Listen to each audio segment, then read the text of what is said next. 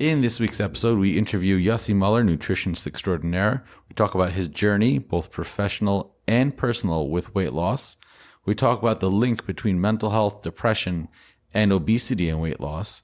We talk about the body positivity movement, and we talk about his very entertaining and informative podcast. Bringing hope and healing. It's your source for personal growth, mental health, and interesting ideas. Thoughtful Mind with Tzvi. Here's your host, Tzvi Hilsenrath. And welcome back to Thoughtful Mind with Tzvi. I'm your host, Tzvi Hilsenrath. I'm very excited about this week's episode because we have the wonderful Yossi Muller, nutritionist extraordinaire, as our very first interview. But before we get to that, a couple of quick announcements. First, I wanted to share some gratitude to Renee Wells and Joe Davis for providing us with the recording equipment, as well as David Cohen, an anonymous donor, for providing some of the microphone stands that we're using right now. I also want to have a quick announcement. I was informed there is going to be a lecture in Brooklyn, if you're in the Brooklyn area, by Rick Lavoie on May 8th, hosted by Propel. I'm not affiliated in any way with Propel, but I heard about it. I think it's a great opportunity. If you've never heard Rick Lavoie and you're somebody that either works with children with special needs, or you have a child with special needs, Rick Lavoie is the guru on this. There's going to be two separate programs. Again, May 8th. For more information, you can go to propeladvancedlearning.com or call 419-777-6735. I've seen his lectures. They're life-changing. I highly recommend if you're in the area you go. Again, I'm not affiliated, but just wanted to bring that information to everybody. Okay, well, Yossi, I'm very excited to have you on the show. Same here. Thanks so much for having me. For those of you who don't know, Yossi is a nutritionist. He's been doing this over a decade. I have personal experience of his services because when I was told I needed to get my weight down for health reasons, the person I came to was Yossi Muller, and he helped me lose a good amount of weight. In addition to being a nutritionist, Yossi is also a podcaster. And one of the inspirations for me to do a podcast was listening to Yossi do his podcast. Although we have slightly different styles, but his putting himself out there and talking about himself and his field was an encouragement for me to do the same. So again, welcome, Yossi. Are you grateful so far for being inspired to do it? Is it working out for you so far? It is working out for me so far. I'm grateful for having had the opportunity to get myself out there. I've heard some really great things, and I look forward to seeing where this is going to go. I mean, I don't know. I think it's episode 5 or 6. We're in the beginning. Let's see where this thing's going to take us. Yeah, if you keep doing what you're doing, it only gets better. So why don't you tell us a little bit about why you started a podcast? Let's jump right into the podcast stuff. Why did you start a podcast, and what's that been like? I want to be able to motivate people, inspire them, educate them, and also entertain them when they're not with me. I can only see someone for a certain amount of time a week, and they're only able to fit me in their schedule for a certain amount of time. If I could have a connection with them throughout the week, then the experience is much better. So far, people are positive about it. I have very good ratings and reviews. We do get a little honest feedback, critical feedback, which I appreciate a lot. Some people say it's a little too corny, and some people say it's a little too scripted. But otherwise, people are getting what we want them to get from it. I think it's an amazing thing when you get that feedback. And sometimes it's corny and it's scripted, and for a lot of people that works, and for some people that doesn't work. And if you're going to try to make everyone happy, you're not going to have a show. Yeah, it's a very important thing for anyone who's doing podcasting or anyone who's doing anything in life. When you get some honest negative feedback, don't assume that you have to switch what you're doing radically, because sometimes the positive feedback isn't necessarily there for what you are doing, and there are people who like what you're doing. Don't get misled into thinking that what you're doing is necessarily a bad thing. There are people who appreciate the very thing that some other people don't appreciate. Absolutely. You do this podcast with your brother. Yeah. So what made you decide to bring him in? And just walk me through a little bit, because I'll tell you, I'm always interested in people that want to take whatever they're doing to the next level. You said you wanted to reach more people who couldn't see you, they could only see you a certain amount of time, or, or maybe who couldn't see you for geographic reasons, or they couldn't afford to see you, or for whatever reason doesn't work, but you still have all this great information and inspiration. And that's what's great about Yossi's podcast, is that it's not only information, it's also, there is inspiration in that Yossi has walked the walk and talked the talk. What made you decide, like, where was there a moment when you said, I want to take this to the next level? And then just quickly walk me from that moment through putting it out. So no specific moment where I wanted to go to the next level. I'm a pretty restless person when it comes to my business and my helping people. And I'm looking to streamline what I have to offer and figure out how to reach more people in the same amount of time. And a podcast is a great way to do it. My brother's involvement has to do with that both me and my brother, and for that matter, my whole family, have struggled with our weight and our food for our whole lives. I myself have lost a substantial amount of weight a little over 10 years ago and have maintained it since then. My brother has lost somewhat significant weight as well and has been maintaining it and is in the process of losing what he still has to lose. My incentive was to be able to reach more people and have an improved reach on my current clients. And my brother's interest was, he loves nutrition and he loves the fact that he is losing weight and changing his lifestyle. And he also, and this is a very personal thing, he just wanted to get better at talking. And he knew that if he would be part of a podcast, he would become a better speaker, a better talker. So that was another one of his incentives. I feel like we're starting in the middle here, and that kind of brings us to where you lost weight. So tell me about that piece, because how much of the nutritionist business what came first? Was it you wanted to lose weight, and then later on you started a nutritionist business? Were you a nutritionist and then wanted to lose weight? Did they happen simultaneously? Walk me through that whole thing. So the weight loss happened before I set up a nutrition business, but the transformation is happening as we speak, because change is not an event. It's a process. So even though I technically lost the weight, I will spend a lifetime working on transforming my lifestyle so that I can continue to maintain weight loss and continue to improve my health. So what first came the weight loss, then the business, and the business is actually having a positive effect on my own personal transformation, because you're never done with your journey. You are done with the weight loss phase, and you certainly can maintain weight for some time until it becomes a lifestyle, but you're never fully done where you don't have to watch yourself at all and you don't have to go on the scale at all. You always have to have some system of eating and some system of measuring your results. So the fact that that's still going on, it's very helpful, the fact that I have that business, because that, you asked which came first, the business or the weight loss. So the weight loss came first, then the business, but the business is still influencing the transformation, the lifestyle that I'm trying to change, that I have changed to a large extent and I'm still in the process of changing. And there's no question that the weight loss helps my business, because people wouldn't be so interested in coming to me if I did not have personal experience in that area. And the other way around, the fact that I have this business, it does help me continue to keep my healthy lifestyle. And it also helps me not judge my clients. No one should ever judge their clients. But one of the advantages of what I'm doing is, because I know that my business makes it so much easier for me to keep at my healthy lifestyle, because I know that if I don't maintain it, it's not going to be so good for business. So that helps me not judge my clients, because I know that they do not have the same incentive I have. They have to go out there and work hard, and they kind of have a choice. Compared to me, I don't feel like I have a choice because of my business. Now, you've mentioned healthy lifestyle a number of times, and it sounds like that's something that's constantly evolving for you. It sounds to me like what worked for you in the past doesn't necessarily work for you now, and working for you now might not work for you in the future. Can you tell me more about that? Oh, that's a good point, because I don't want to paint everyone with the same brush. There are certainly some people who are able to go on a proper diet, lose the weight, go on a proper maintenance plan, maintain it, and then naturally transition into a healthy lifestyle without making any changes. But there are different factors for different people.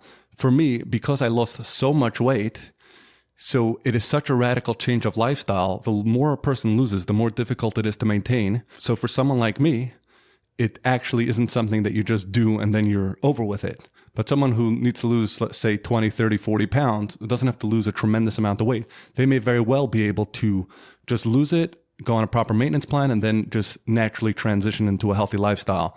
And what it's been for me is essentially the same way to lose your weight. You need to create a calorie deficit. And how do you do that? There are different ways. There are low-calorie diets like Weight Watchers. There are low-carb diets like Atkins. And then there are other diets that replace meals with either protein bars or protein shakes.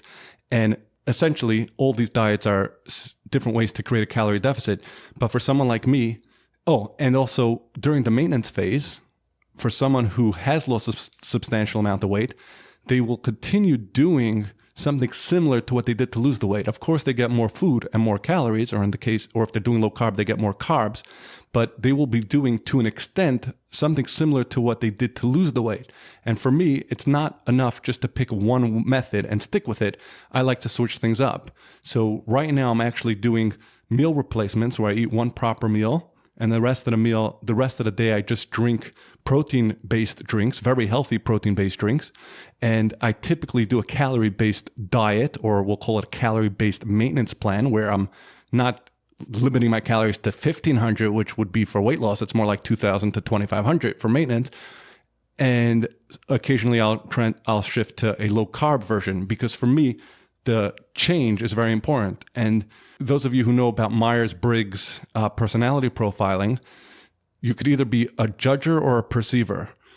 That's one of the letters that you find out which one you are. And those of you who are judgers are more likely to find one system that works for you and keep it. And those of you who are perceivers are much more likely to want that the strategy changes. Because if you do one strategy for too long, it becomes difficult. And then when you change a strategy, it's a fresh approach, and that helps you get back on track. For those people who don't know how weight loss works and what a calorie deficit is, can you explain that for a minute? Sure. Every person is burning a certain number of calories by existing. That is your metabolism. Now, typically, you're burning, someone who is overweight, someone who has weight to lose, is typically burning 2,500 or more calories per day.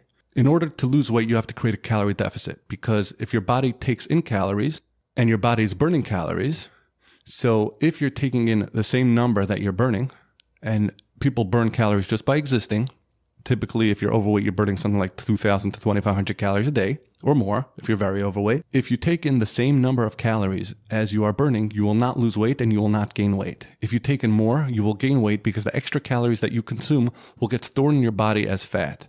But if you consume fewer calories than you're burning, then whatever deficit you created, those extra calories will get burnt and you will lose that weight.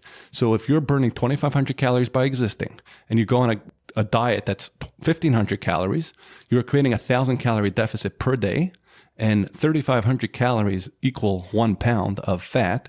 So if you burn 1,000 calories per day, you're creating a calorie deficit of 7,000 calories over the course of a week. 3,500 calories is a pound, so you get 2 pounds of weight loss, and most calorie-based diets are designed to get you to lose about 2 pounds a week. But there are some other ways to get you to create that calorie deficit. Someone who goes on a low-carb diet could be having more than 1,500 calories a day, because when you are carb restricted, your body actually starts burning more calories than you ordinarily burn. So you may be burning up to double the number of calories you would typically burn. So someone on an Atkins diet, it's not that you really could eat unlimited calories. It's just that instead of your body burning 2,500 calories, your body may be burning 5,000 calories. And it's assumed that if you eat only the foods allowed on that plan, you're probably not going to have more than 4,000 calories, and you will create a 1,000 calorie deficit that way. And every diet in the world is essentially creating a calorie deficit, typically designed to lose about 2 pounds a week, so a 1,000 calorie deficit per day. And every diet out there may seem different, but they're essentially getting you to create a calorie deficit either by eating fewer calories or by getting you to eat foods, such as a low-carb diet, that you burn more calories and create a calorie deficit that way. When I first met you, you asked me a bunch of questions and created a weight loss program for me based on the questions you asked. what's your process? Because everybody's different. And you mentioned there's judgers and perceivers. And how do you go about designing a meal plan or a weight loss program for one of your clients? Okay, so people are very different. And if we would use the Myers-Briggs system, we can get a very good sense of how to advise people. If someone's extroverted, then extroverted means that you're an outgoing person. You get energy from being with people. And an introverted person is someone who'd rather be alone. So an extrovert, on one hand, they'll be more likely to be at social events. But on the other hand, if they are at a social event, I can influence them to just be very social at the event and not focus so much on the food. So the personality plays a huge role in how you advise people. Some people do better on a diet that has unlimited food. They don't want to have too many rules. So you severely restrict the types of food they're allowed to have, but you don't give them a limit on portions or amounts of food. Other people prefer to have a wider variety of food, and they're willing to limit the amount of food they have and willing to deal with the more rules and potential hunger when they're done eating their allotted food. There are people who want to eat more often during the day. There are people who want to eat less often during the day. For someone like myself, who is a very big food addict, eating more often may be a tease. And I tend to do better where I eat 3 larger meals rather than 6 smaller meals, because if I eat 6 smaller meals, that is 6 challenges a day of trying to eat and stop at the time that I'm supposed to stop. Some people do better with tastier food because the diet's easier when the food tastes good. Other people, if the food tastes too good, they're going to be tempted to eat too much of it. So you really want to get a handle on what a person's strengths are, weaknesses, their schedule. If they're traveling, you want to accommodate, you want to give them food that's easier to prepare or carry with them, while others actually like preparing food and enjoy the process. So you give them foods that you don't have to concern yourself with that. So you really have to get to know the person before you give them a plan. Okay, and how do you get people to open up? I know working as a therapist, often the hardest part is getting past the outside, the veneer, the shell that people put up, getting to the person to where I can really help them. I mean, you have to do that pretty quickly. How do you do that so quickly? What do you bring to it? So I'm pretty honest about dieting, and not only about dieting. And when I say honest about dieting, I mean, I'm not going to tell someone something that will make them feel good. I tell them what they need to know. And I'm also pretty honest about my own struggles and past struggles and even occasional present struggles. And when I do that, people feel, they see the human side of me, and they see I went through it, and they see I'm not fully out of the water myself. There is the occasional challenge that is presented to me, even though I have been maintaining for 10 years. When I open up to them, they're more likely to open up to me. I'm also naturally a person who feels very comfortable around all different types of people, and people sense that, and because of that are quicker to open up. You mentioned a couple of minutes ago food addiction. Mm-hmm. Can I get your thoughts on food addiction, OA? Have you ever told someone, I think you're a food addict and maybe need some professional therapy, some professional help? Can you tell me a little bit about that? Great. So food is an addiction for many people. Unlike other addictions, food is both an addictive substance and an addictive behavior. Gambling is just an addictive behavior. Alcohol is just an addictive substance. Cigarettes are actually both an addictive substance and an addictive behavior, although it is mostly an addictive substance. The addictive behavior is not a very strong addiction. But when it comes to food, the substance is a very strong addiction, especially sugar, and especially foods that are high in salt, fat, and processed carbs. So melted cheese is very addictive for some people, even though it doesn't contain too much sugar. And the act of eating is addictive. So it's very difficult. And unlike other addictions, food is not considered to be an addiction by most of society. And unlike other addictions, you were addicted to it from when you were born. The first ingredient in baby formula is corn syrup. and most people don't know that. The fact that 99% of the people don't even know that the first ingredient in baby formula is corn syrup tells you something about just how little society thinks that food is an addiction. You're feeding the baby didn't choose to get addicted to sugar from when it was born. I personally have gone to OA myself, and I'm a big fan of the program. OA has helped me tremendously, and I will recommend OA or therapy to anyone who I feel is actually ready to hear that about themselves. Part of addiction is there's a lot of denial in addiction, and there are a lot of people who, if you tell them that they're addicted or you tell them they need group support or therapy, they will get turned off, and they will not only not get help, they will reject you. So you have to really build up their trust, and you have to only drop that information if and when you see the client is ready to hear that about themselves. There's definitely a connection between mental health and weight loss. For some people, it's more than others. For some people, there isn't even a mental health connection while they're trying to lose the weight. It's simply a matter of following a weight loss plan, and they have to just deal with the occasional hunger and the discipline. But for some people, even the weight loss phase involves a certain amount of mental health challenges. They're stressed, they're irritable, they're tired, they're unmotivated, their motivation goes up and goes down, and they can't understand why they can't get themselves to stop eating. But even those who do not have an issue losing weight, they find that to maintain weight, that is mostly a mental health issue. And if someone wants to maintain weight, they will have to address their connection to food. They will have to address the fact that food does a great job at making us feel good. That's a process. How do you continue to have a normal life, a normal, happy life, without being able to use food as a crutch? That's an excellent question. And one of the things I noticed when preparing for this interview was there's a lot of studies and articles about the connection between depression and overeating, or depression and obesity. And everyone was kind of like, well, we don't know what came first, the obesity or the depression. They kind of influence each other. I know for myself, when I lost 43 pounds, when I was losing the weight, in the beginning, it was much harder for me. Like, I was noticing my mood going down more often. I was getting more anxious. And it took me a couple of months for my body and my brain to adjust. When I first started, everyone said, wow, you must feel great. And the answer was no. No, I didn't feel great. Because as you just said, I lost that crutch. And now, a few months later, I do feel great about the eating. Can you tell me a little more about what you see with the obesity and the depression, how they affect each other? So there are plenty of overweight people who are actually depressed, and they don't know about it, and no one else knows this about them because they never tried getting off of food. Food is their crutch. Food is their medicine to not be depressed.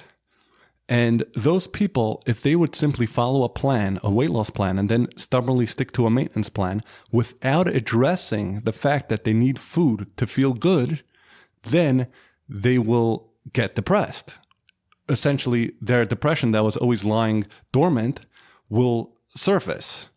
So essentially, weight loss doesn't cause depression, but if someone does it wrong and they had used food as a way to deal with depression that they didn't even know they had, then they will certainly need to do it in a certain way to ensure that they don't get the symptoms of the depression. But then there are plenty of people who, the reason why they're overweight is simply because the food around them is just very high calorie and very addictive. And as soon as they get into a healthy plan, they find that they have no problem eating that way and they have no problem losing it and maintaining it. It really depends. But from my experience, only 20% of people who are overweight are using food as a way to deal with depression that they don't even know they have. The other 80%, to an extent, are using it as a crutch for their mood, but we wouldn't call it clinical depression. We'll call it, subclinical symptoms of depression. But there's no question that there's a very strong connection. Even if you did not address the connection, you'll still derive a lot of benefit from following a proper plan, because just by getting on a plan also feels good, and the success will make you feel good. But for the 20% of people who food is actually their crutch to make them feel good, they need to do the weight loss and the maintenance in a way that addresses the fact that food is a crutch for them. Connected to that, can you give me a professional look on fat shaming or body positivity? What's going on with all that?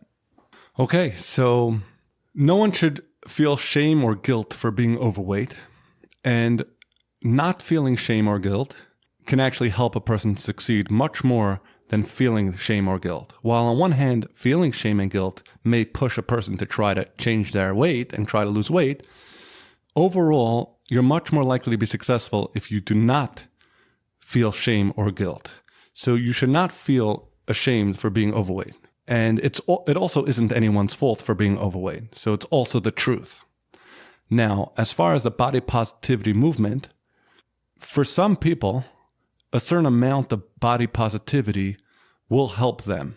If someone doesn't want to lose weight, they're entitled to, and they should feel positive about their body and just move on. I'm assuming you're asking me in the context of someone who actually would be better off losing weight and is willing to lose weight.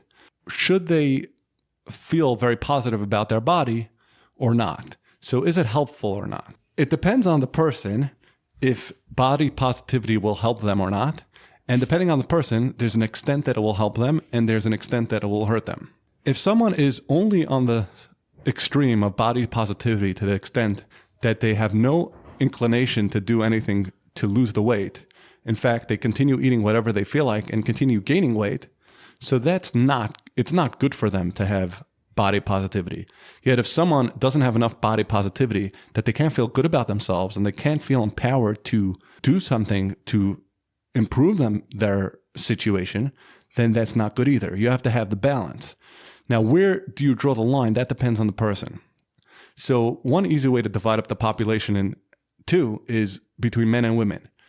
Women are typically should err on the side of more body positivity, and men should err more on the side of not having body positivity, because most men are able to handle a little bit of criticism about their body.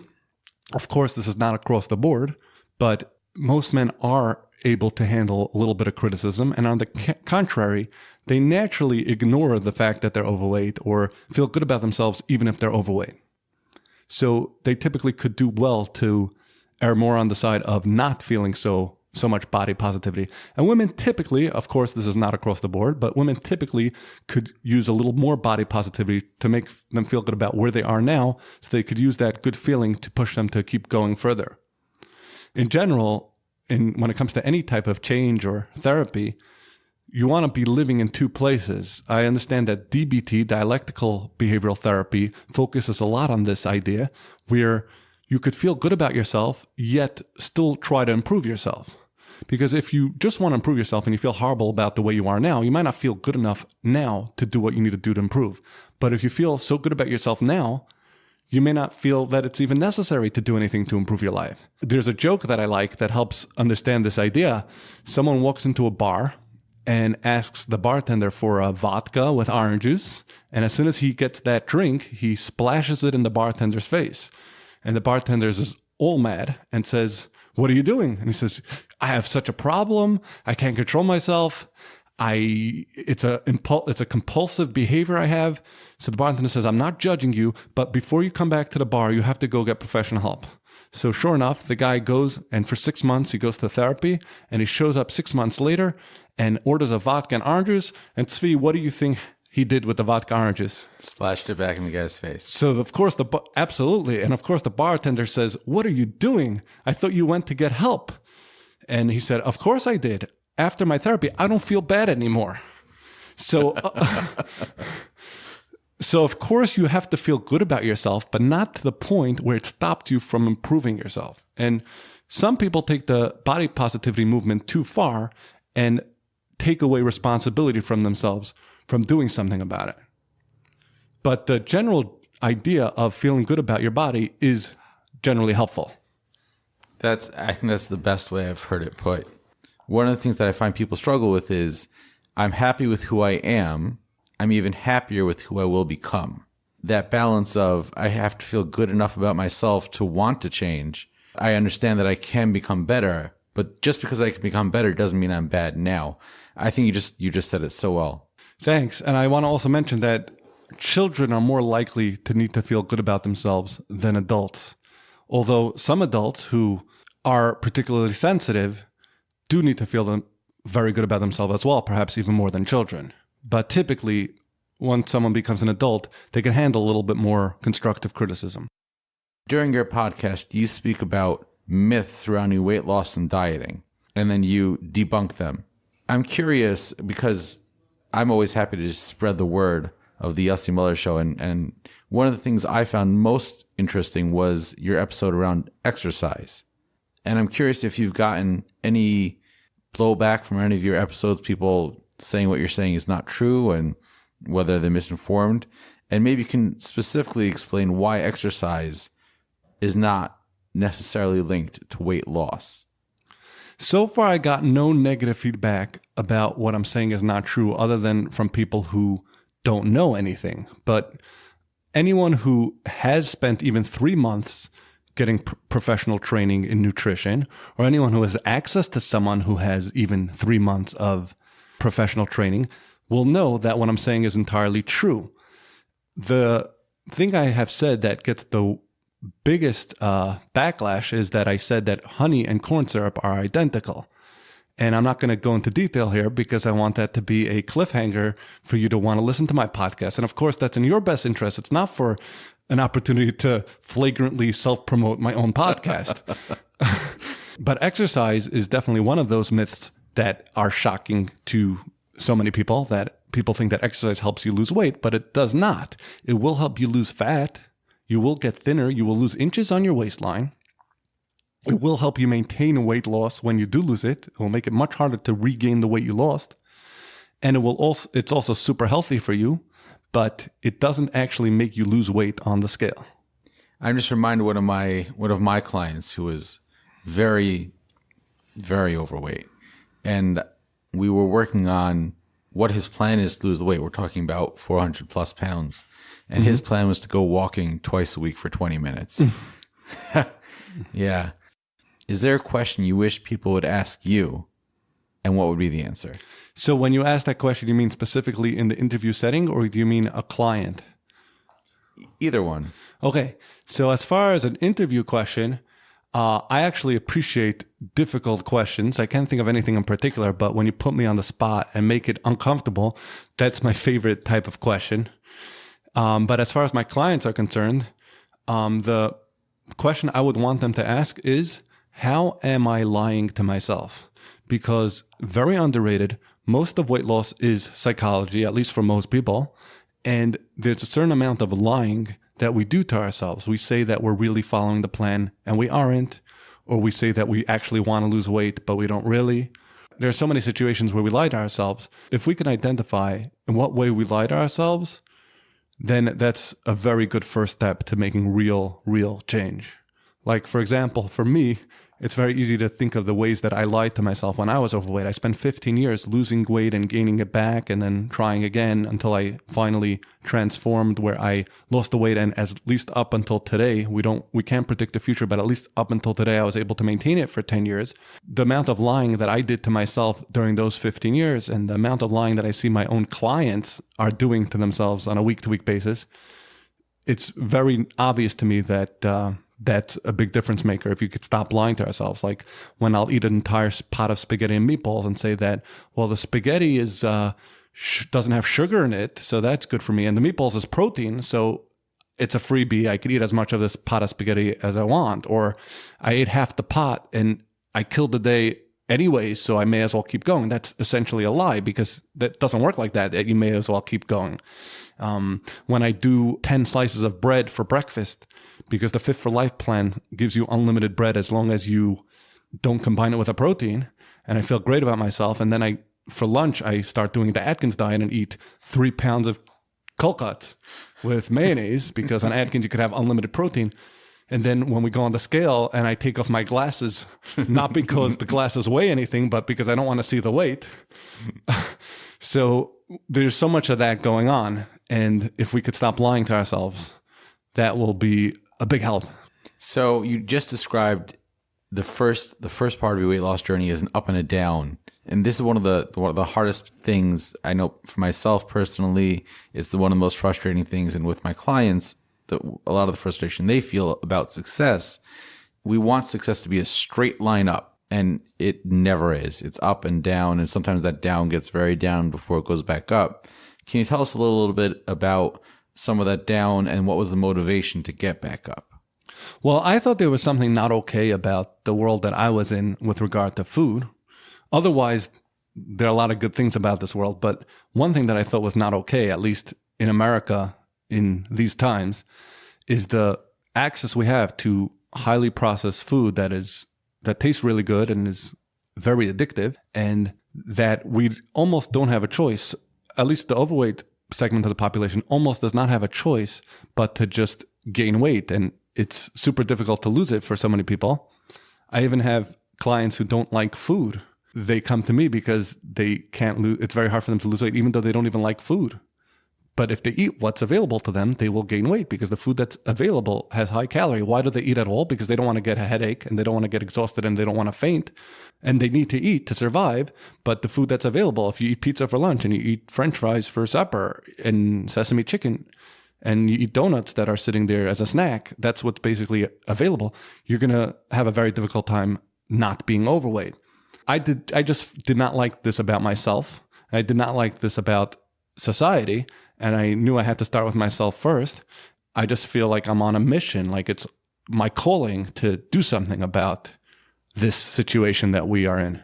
One of the things that I've heard in a number of your podcasts is the idea, and you mentioned it earlier, that it's not your fault.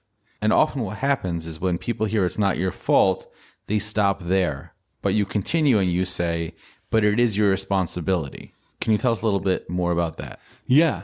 Someone with a peanut allergy, it's not their fault that they cannot eat peanuts, but it's still their responsibility to do what they can to not die.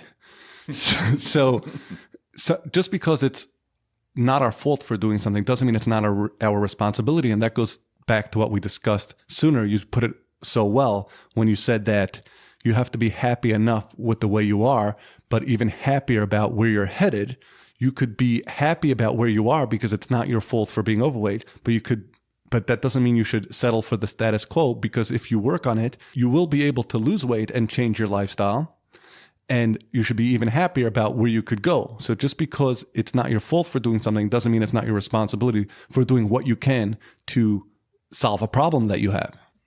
Now, before we end, one of the things I like to do on my podcast is to give small practical examples that people can take into their daily living to improve their lives. So what suggestions do you have that can work for pretty much anybody, the average person that's worried about their weight? Something small that they can do now that will maybe not lose 40 or 100 pounds, but get them headed in the right direction. So I want to give multiple choice because everyone's different. So I'm going to give a few examples of a small step you can do and just pick one of them. One thing you could do is don't drink anything that has calories or has artificial sweeteners. So limit your drinks to water or a seltzer or unsweetened coffee or unsweetened iced tea. Tezo iced passion tea is a personal favorite of mine. Another thing you could do is make a point to have protein and or vegetables by every meal. You shouldn't have a meal that doesn't either have protein in it or vegetables in it, or both protein and vegetables. Another thing you could do is track what you eat. And if you write down what you eat, and I know you're probably thinking that, how's that going to help me? Because I'll just eat nonstop. So, of course, the time that it takes to write, you can't eat as much because you could only use one hand to eat while you're writing with the other hand. So, of course... that helps. No, but when you write down what you eat, you end up being more full because you are aware of what you're eating. And you also are more likely to eat an appropriate amount. In fact, when you write down what you eat, you're more likely not to go 8 hours in a row not eating, which is what causes a lot of people to mess up. Because you know you're writing down what you eat, you're focused on what you're eating, you're more likely to eat at good intervals and eat in a healthy way. Another thing you could do is pick a few problem foods or problem ingredients and just avoid them. If you could live without having sugar or white flour or fried foods, and not even for a full week, just say the 6 days a week, and go back to those foods on weekends. But if for 6 out of 7 days you could stay away from certain problematic ingredients such as sugar, white flour, or oil, that's something that it's probably not that difficult to do. And it's also very easy to follow such a rule. It's not going to complicate your life to follow such a rule. I know for myself as a helping professional, we're both in the helping profession, it can sometimes get frustrating when you're working with somebody and they're not showing improvement.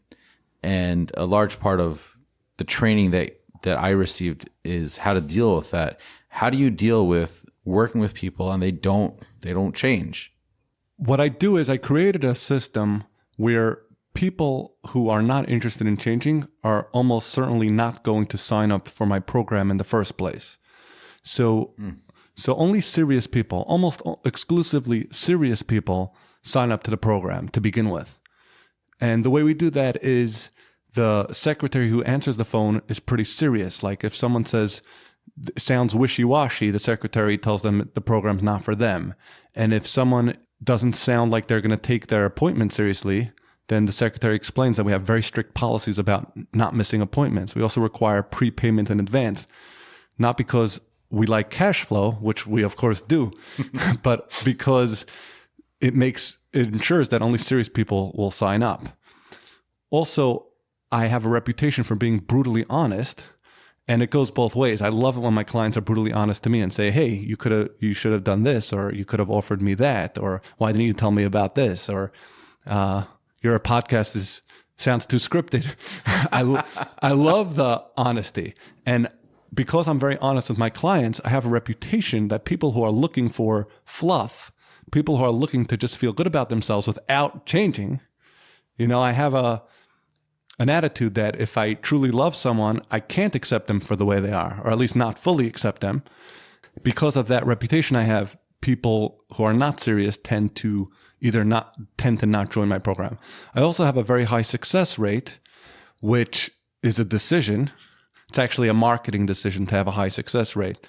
Long discussion why a lot of people in my industry do not choose to have a high success rate.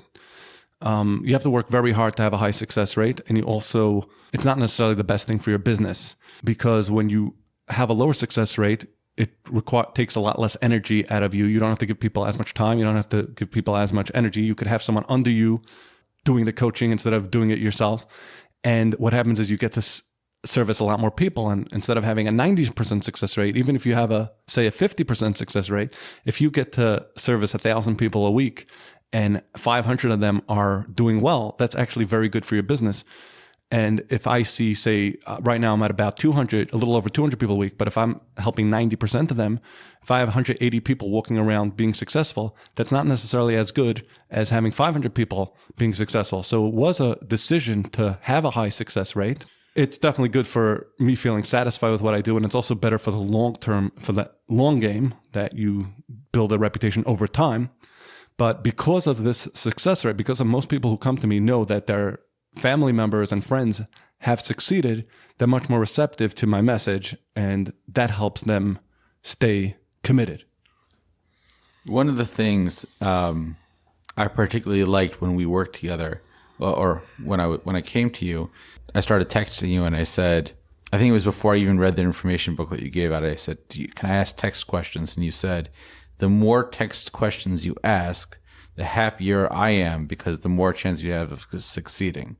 Yeah, I have a weakness for having success, and no, it sounds like a joke, but there are in this industry not being stuck on having a 90% success rate, but even having 80% or 70% takes a load off of your chest, because the more difficult 20 or 30% of the clients, it may actually make sense from a business perspective not to make yourself crazy to help them change when it's so difficult. But that's one of my weaknesses, that I do want people to text me all the time and ask me questions, because yes, absolutely, that will increase the likelihood of them succeeding. One of the things that I also appreciate, because one of the things we speak about in my podcast is gratitude. And I do want to share gratitude for you. I think we worked together, I think 2-3 months back, August, September time. Now it's April, and you told me, text me your weekly weight for the rest of your life. I'll be okay with it. And that's not something you get paid for. And you're still taking the time to check in with me and let me know that, there's still that support. That I just have a lot of gratitude for that. So thank you.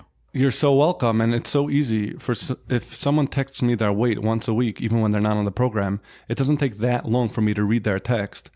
And of course, it's gratifying to see that they're maintaining weight. It also helps me keep tabs on my success rate for maintenance, which is by far the most important thing to me. I almost identify with how well my success rate is with people maintaining weight. That's what makes me happy in my business. It's a very small investment for me, and it pays big dividends for myself and my clients. So I'm actually it's a win-win situation. And on the topic of gratitude, I have to thank you, Tzvi, for inviting me onto your podcast. This is my first time being a guest on someone else's podcast. So it's a real milestone for me, and it was a lot of fun. Where can people find you? If people want to become one of these successful Yossi Muller clients, where can people find you, and where can people find your podcast? So the podcast is on all podcast streaming devices, iTunes, Spotify, Google Play, Stitcher. And as far as my coaching, find me at yossimuller.com. All the information's there. Excellent. Well, Yossi, I really want to thank you very, very much for coming on to the podcast. I had a lot of fun. I learned a ton in this interview, and I'm hoping people will find it informative. Those practical tips are great. Thank you. And for all of you listening, remember, go out, believe in yourself.